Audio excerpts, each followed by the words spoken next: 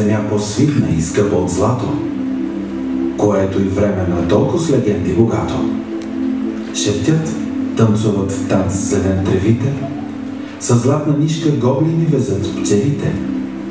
Тюлгерски чук уют от камък дяла, едно перо целува къс хартия бяла, едно длето дървото вае с ласка плавна.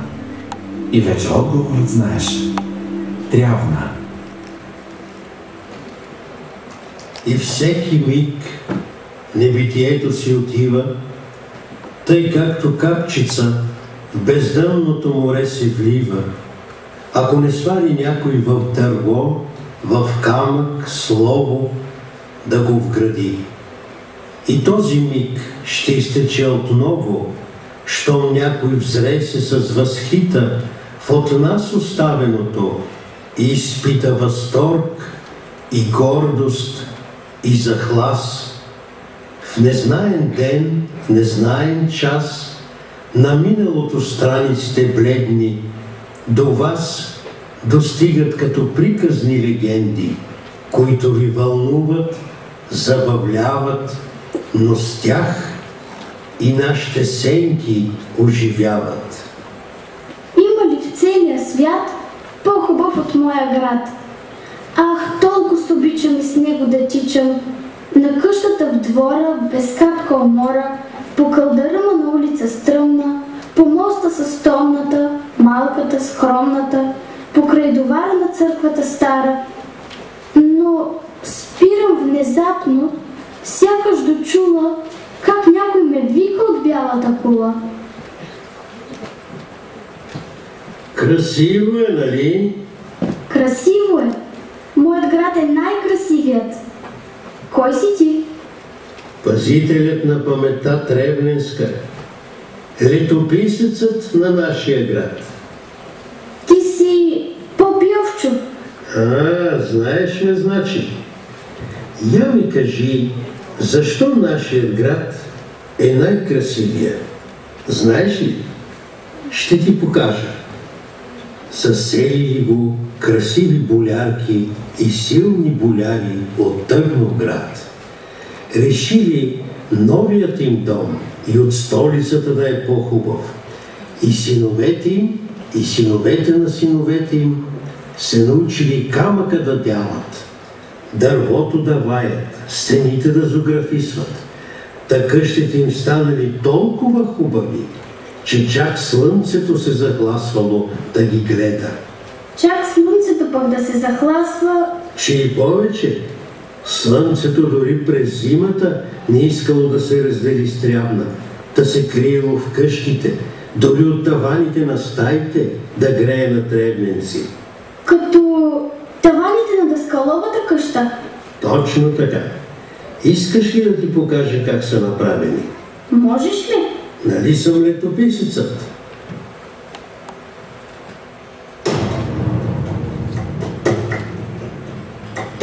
Преди 200 и кусор години търгувал с гюл и коприни личен търговец от Трявна. С печалба нямала равна неговата търговия. Умен бил и късметлия. От Господа бил с благослов чорбаджи Христо Даскалов. Тежки алтани, жълтици като безбройни пчелици по захаросани пити имал в съндъците скрити. Можел каквото поиска и вече му станала ниска къщата бащиния. Щедро развързал кесия майстори да покани, майстори лични, отбрани, да вдигнат къща просторна за челядта му сговорна.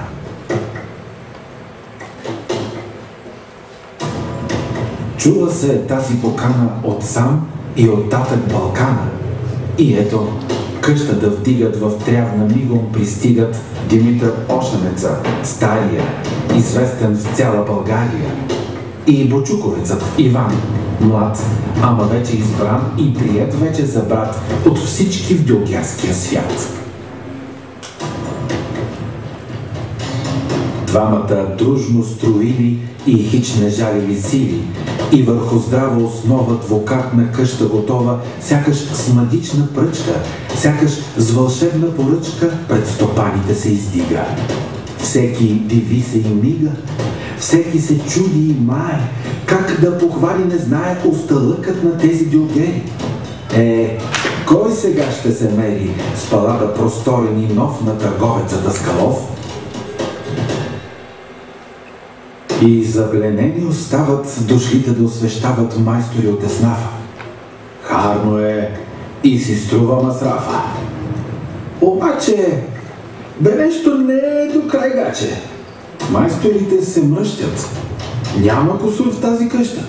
С по-хубава кой ще сколаса? Ама и липсва украса. Стопанинът вдига вежда. Всеки встрани се оглежда. Широко, светло, удобно, от всякъде здраво и изгодно. Ама пък си е вярно обаждането коварно. Погледът де да се хване. Голи стени и тавани. Димитър Ошенеца, стария, известен в цяла България, тежко ръката си вдига. Парав съм сложил на книга да свърша само строежа. Обаче сам ще изрежа на тези голи тавани дърворезби невидяни. Бочуковецът се докача и срещу майстора скача. На мене, ако дадете, аз с ръцете си двете по-харна резба ще направя, при това без да се бавя. Де се чуло видяло младо зелено сокало, калфа с гола брада, а пък надига глава, предизвикателно се кокори, с майстора дръзва да спори. Но във врявата до възбок чува се дума. Облок! Да бъде, стопанинът казва. На всеки стая показва. Днес личен ден е, Гергьов ден. Облогът ви е скрепен за срок до Димитров ден. Ще ни покаже накрая таванът на всяка стая, кой е ваятел същи, не само от дюлгер на къщи.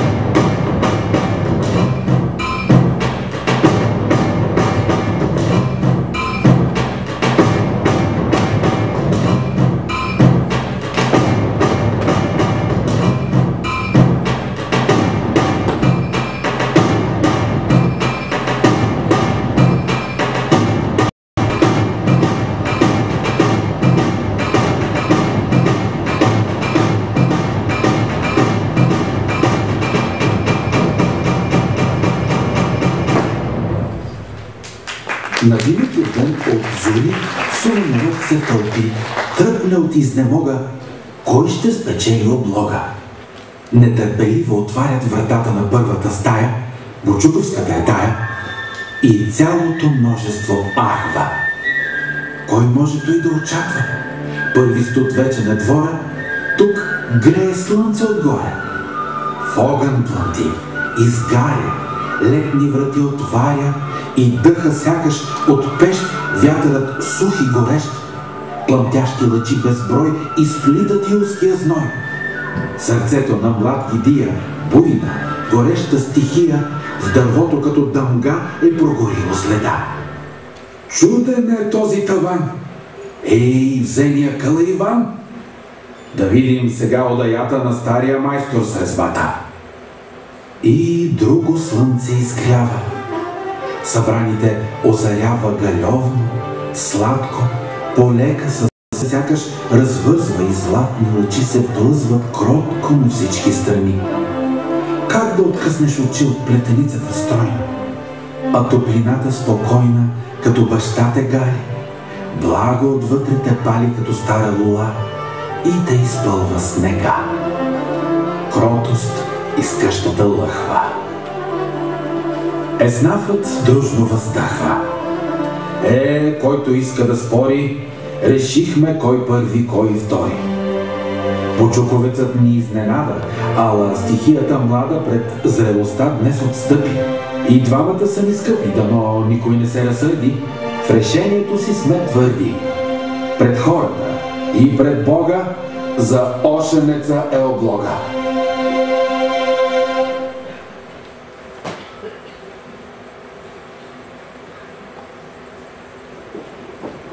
Така грейнали в даскаловата къща две слънца, които не залязват цяла година. Значи още тогава в Трявна обичали къщите им да са красиви не само отвън, а и отвътре. И къщите, и църквите, всичко. Тревненските майстори били прочути навред. И строителите, и резбарите, и зографите, и златарите, и казасите. Казасите? Кои са те? От следата на златна пчелица, от вълничка на бистра речица, от палитрата в цветна градинка, от перце на авлига и чинка, от сребро на звезда в огледало, от мъглица над село заспало, от усмивки, копнежи, въздишки, те изтегляли най-финни нишки. Те заплитали с пъргави пръсти на пискюла ресниците гъсти. На шнура пресуквали в снагата багра с палитра богата. Момите били по-желани, препасани с техни колани. По-гизда във всяка носия била с тяхната майстория. И всички дружно ги хвалили. И всички безкрай повтаряли, че с техните китни юзди конете грейват като звезди. Кои са те с майстори на украси? Това са тревненските казаси.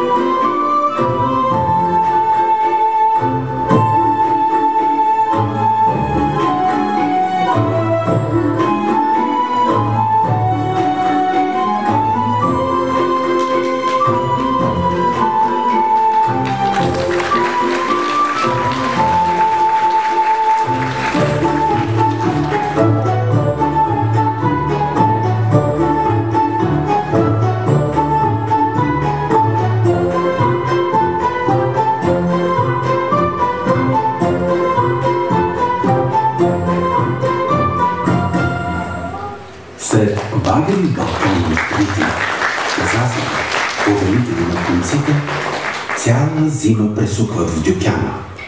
Лято дойде ли, стягат кервана и през планината опасна понасят стоката си прекрасна в Стамбула, града голяма.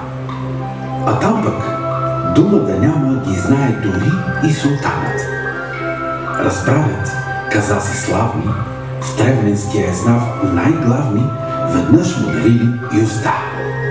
Султанът вдигнал глава, не можел да се нагледа, даже пуснал усмивка бледа, даже казват, сложил ръка с благодарност голяма на майсторовото рамо. Тогава всички казаси, извезели от дома си от най-блестящи влакна в султановата ръка и носили я на рамо. Зер, те си имали само такова високо признание към майсторското си звание.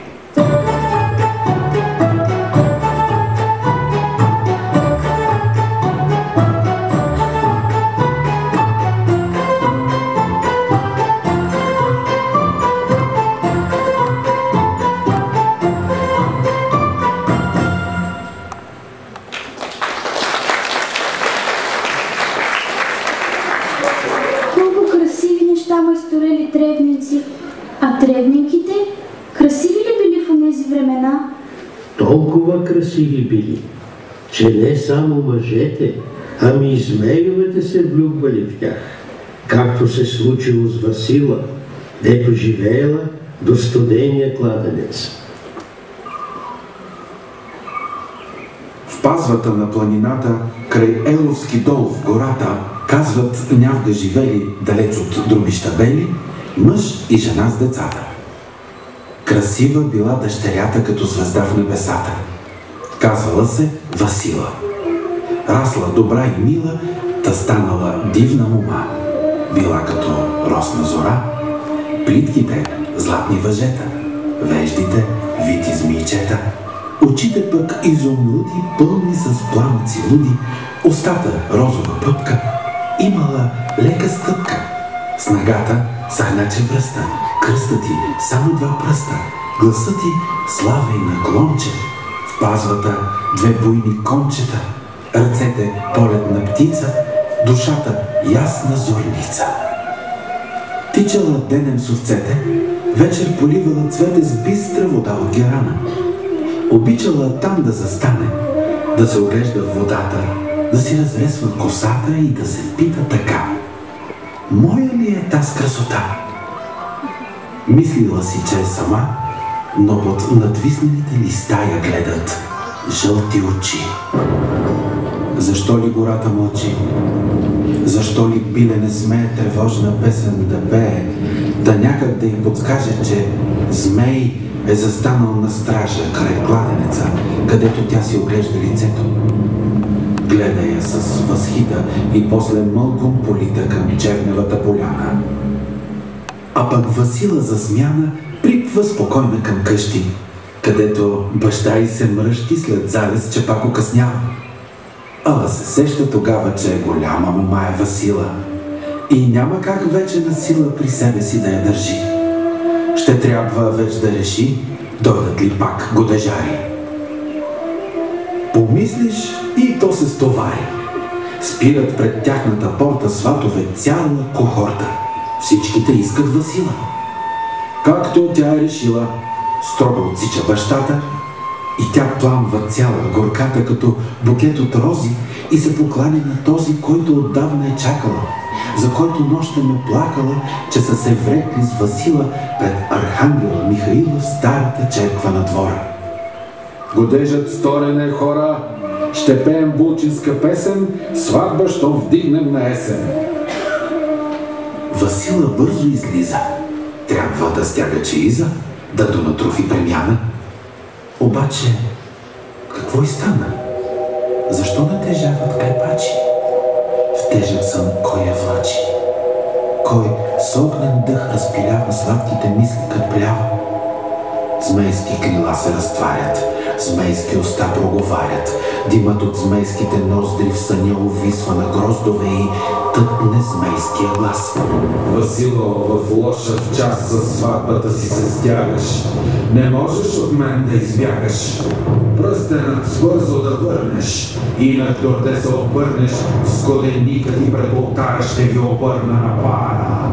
Вместо сватбено хоро ще ви правя топело. Веднъж само предупреждавам, на никого не те давам. По-далеч са неща лоши. Свършват самотните нощи. Стани, чедо, вода да пиеш, очи през метла да измиеш, да плюнеш 3 пъти в пазва, Сън като тоз не показва.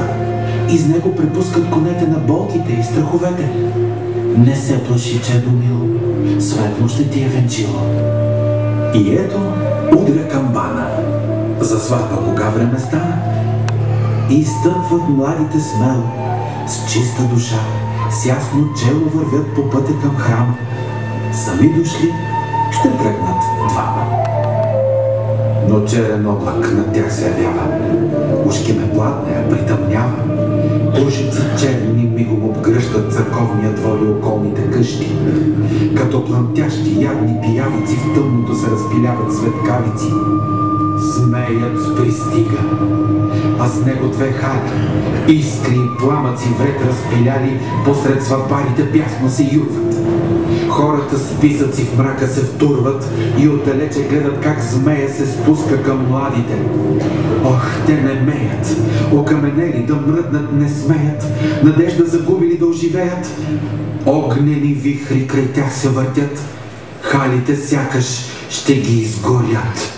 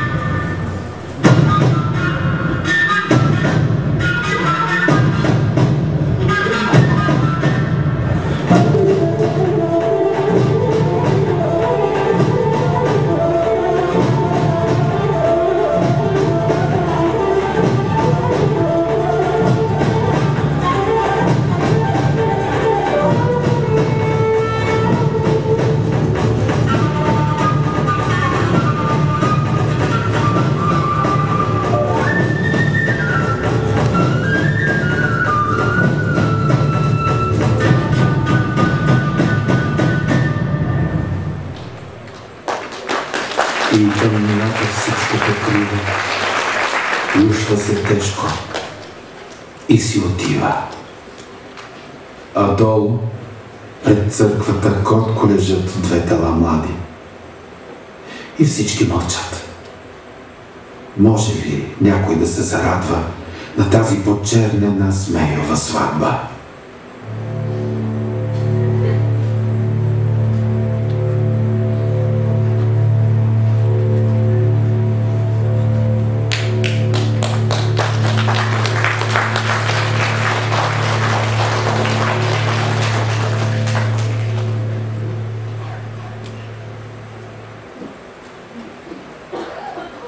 Това било преди много години, но легендата останала.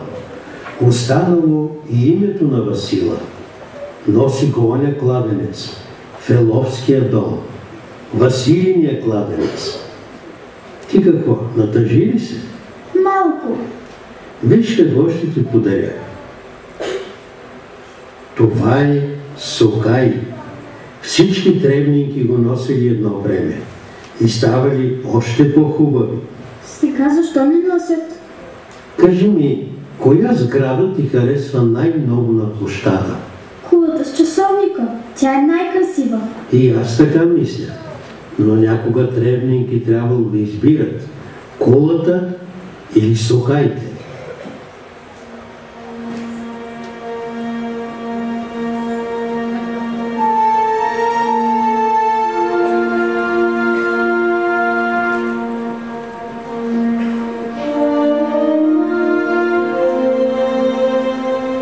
От онез времена, от кои кой ги знае, жените в този край се гиздят с сукари. Бяла кърпа с шевици и шепа парици. Ще кажеш, това е накратко сукая. Какво се прехласват по тази халусия? Сукаят обаче не бил само носия. Сукаят на всяка балканска матрона напомняне бил за болярска корона. Няма да сбъркаме, ако кажем накрая, душата на Тревненката бил е сукаят. Вървяло си времето, отмервало такт с железни подкови по кълдъръмен сукак. Отдавна навсякъде знаел се фактът, че трябва да хванеш на времето такта, че трябва с времето в крак да вървиш, ако не искаш в тъмата да спиш. Търговци от Стрявна, Будни и Илични пътували по страните различни и носили новото в родния град, та той процъфтявал честит и богат. Веднъж се завърнал един от Добровник и в кръчмата питал: що седим без часовник? Във всякой по-чикав град из Европа от кула висока сахатят му хлопа, да знаят и майстор, и сетен чирак, кога да се хванат на работа пак. А ние в Трявна какво още чакаме? Още ли тук ще да протакаме или да тръгваме утре отрано в Търново, да ударим коляно и да поискаме разрешение, та да приключва той глухо безвремие? В Търново лично ги среща пашата. Кима с глава и си глади брадата. Харно, сахатят е хубаво нещо. Високата порта подкрепя горещо. Радвам се този марак да науча. Даже с нещо и аз ще се включа, но ще поискам и нещо накрая. Древненки да се разделят с сукая. Древненци млъкват като вкопани. Звезд като тази, кой ще застане и ще посмее да отвори уста пред балканджийките с горди сърца? И в Трявна тогава с мълчани се връщат и си отиват направо по къщите. Ала, подир някое време излизат един по един изумени и на Мегдана вкупом се втурват, смеят се, викат, прегръщат се бурно, после за малко се умълчават, двама по двама се съвещават. Не могат с думите да изкажат колко голям се оказва коражът, колко широки са всъщност сърцата и колко безкрай благородна душата на тревненските горди жени. Ето ги, идват с блестящи очи. Ето ги, всички сукаите смъкват, а очите им не помръкват и цялата Трявна мигом притихва. Мъже и жени през сълзи се усмихват. Часовник ще има в нашата Трявна, на кула висока, бяла и славна. В нея ще пее звънко камбаната, да се знае навред из Балкана, че истинската красота е вътре, дълбоко в нашите сърца.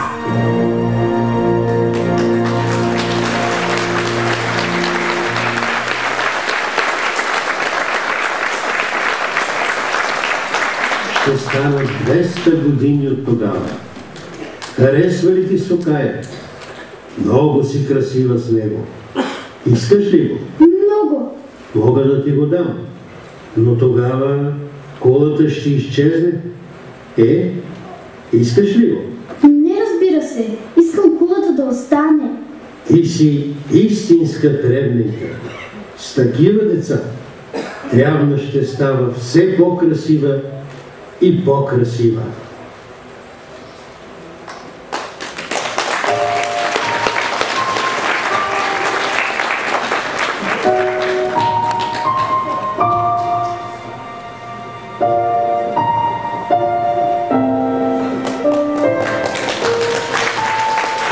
Нашата земя е по-скъпа от злато. Миналото ни е на легенди богато. На вятъра кротко ги шепнат тревите, в капки от злато ги сбират пчелите. Дюлгерските чукове в камък ги дялат, перо ги реди по хартията бяла, за да остава прочута и славна нашата красива, единствена Трявна.